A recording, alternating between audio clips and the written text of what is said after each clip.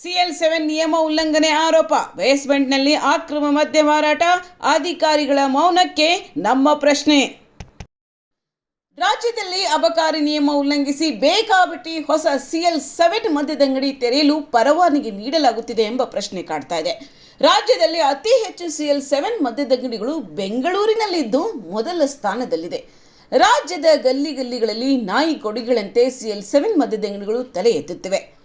ಹಾಗಾದರೆ CL7 ಪರವಾನಗಿ ನಿಯಮಗಳನ್ನು ನೋಡೋದಾದರೆ, ಸ್ಥಳದ ನಿರ್ಬಂಧ, ಶೈಕ್ಷಣಿಕ ಸಂಸ್ಥೆಗಳು, ಧಾರ್ಮಿಕ ಸ್ಥಳಗಳು, ಆಸ್ಪತ್ರೆಗಳು ಮತ್ತು ಸರ್ಕಾರಿ ಕಚೇರಿಗಳಿಂದ 100 ಮೀಟರ್ಗಿಂತ ಹೆಚ್ಚಿನ ದೂರದಲ್ಲಿರಬೇಕು. ರಾಷ್ಟ್ರೀಯ ಅಥವಾ ರಾಜ್ಯ ಹೆದ್ದಾರಿಗಳಿಂದ 220 ಮೀಟರ್ಗಿಂತ ಹೆಚ್ಚಿನ ದೂರದಲ್ಲಿರಬೇಕು. CL7 ಪರವಾನಗಿಗಾಗಿ ಅಬಕಾರಿ ಇಲಾಖೆಗೆ ಅರ್ಜಿಯನ್ನು ಜಿಲ್ಲಾಧಿಕಾರಿಗಳಿಗೆ ಸಲ್ಲಿಸಬೇಕು.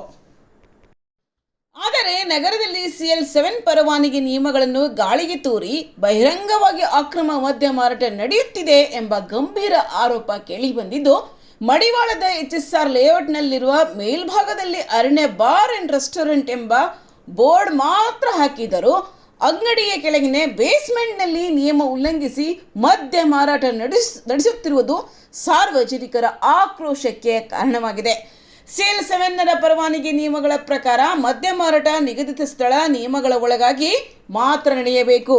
ಆದರೆ ಇಲ್ಲಿ ಮೇಲ್ಭಾಗದಲ್ಲಿ ಮಾತ್ರ ಬಾರ್ ಮತ್ತು ರೆಸ್ಟೋರೆಂಟ್ ಎಂಬ ಬೋರ್ಡ್ ಹಾಕಿ ಕೆಳಭಾಗದ ಬೇಸ್ಮೆಂಟ್ನಲ್ಲಿ ಯಾವುದೇ ಅಡ್ಡಿ ಇಲ್ಲದೆ ಮದ್ಯ ಮಾರಾಟ ನಡೆಯುತ್ತಿದೆ ಎನ್ನಲಾಗಿದೆ.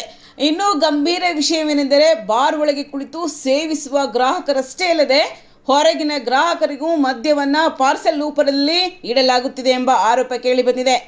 ಈ ರೀತಿಯ ಅಕ್ರಮ ಮಾರಾಟಕ್ಕೆ ಯಾರು ಪರವಾನಗಿ ನೀಡಿದ್ದಾರೆ ಎಂಬ ಪ್ರಶ್ನೆ ಇದೀಗ ಉದ್ಭವವಾಗಿದೆ.